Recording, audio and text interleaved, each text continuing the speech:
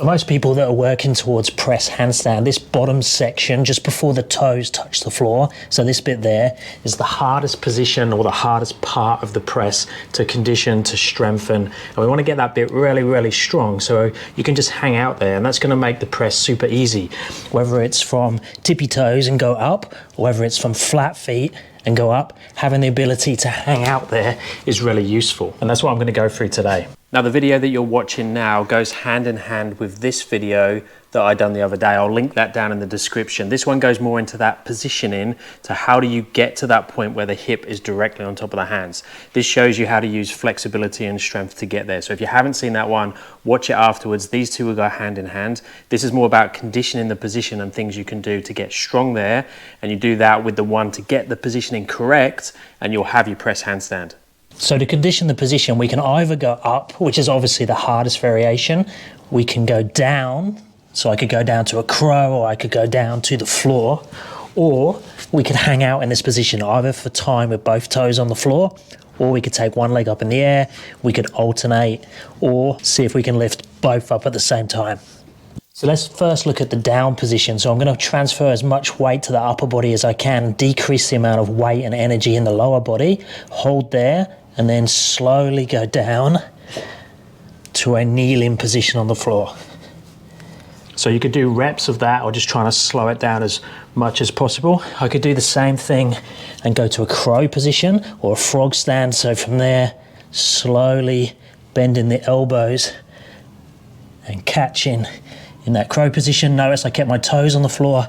Harder variation would be to lift the toes.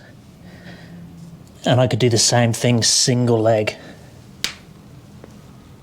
Now I could hold the position for time, so I could just basically hang out here for sets. So I could go, okay, 5 seconds, come back, rest for 5 seconds, go again for 5 seconds. So 5 seconds would be good if the intensity is high, so if it's really hard to hold the position, but then I need to do multiple sets, because ideally you want to get to the point where you can hold for 30 seconds or roughly 30 seconds. So the 5 seconds will need that multiple sets. You could go 10 seconds in the position, then I only need 3 sets, or you could try and get 30 seconds at once. Normally what happens if someone goes for 30 seconds, they can't hold the position, they're going to start to do this and get into a position that's not the best. You just want to make sure that you're really rounding that upper back and pushing as much energy and weight in that direction as you can. As soon as you feel like it's coming backwards, you're not really doing the right thing. Now we could combine both of those and do repetitions up to the position. So I've used this one quite a bit, where I go into the knees and then push up and back again. I could do a hold once I'm there. I could do a longer hold. Or I could do that same thing from a standing position and rock forwards onto tippy toes. Now any of those holds or the down movements I could do on the bottom of my eccentric work. So if I'm working press handstand, I'm probably doing some sort of eccentrics. So from the handstand, I'm going to lower down as close as I can to that position, tippy toes touch, hold.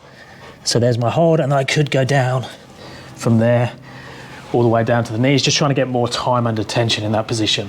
Now when you become very close to the press handstand, you could do the up movement. Now the way you can do the up movement if you don't have a press yet is use momentum. Now the momentum can basically be from you rocking forwards and backwards, keeping everything straight, so keeping the knees and the arms straight. So I could start from back here, so the weight is back in that direction, but I'm going to take it forwards and up, so rock forwards and then go. So it's nearly like a jump.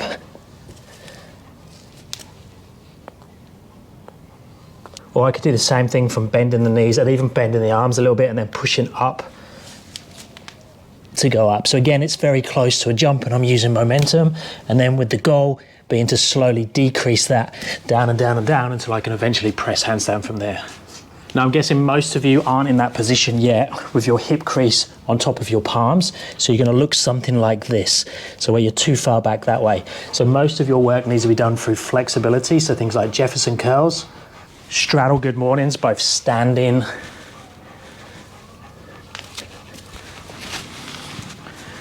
and seated, and combinations of those, including the going up onto tiptoes. So hopefully that's given you lots of different ideas on how you can hang out and just spend time in that bottom position where the tippy toes are still on the floor and all your weight's into your upper back.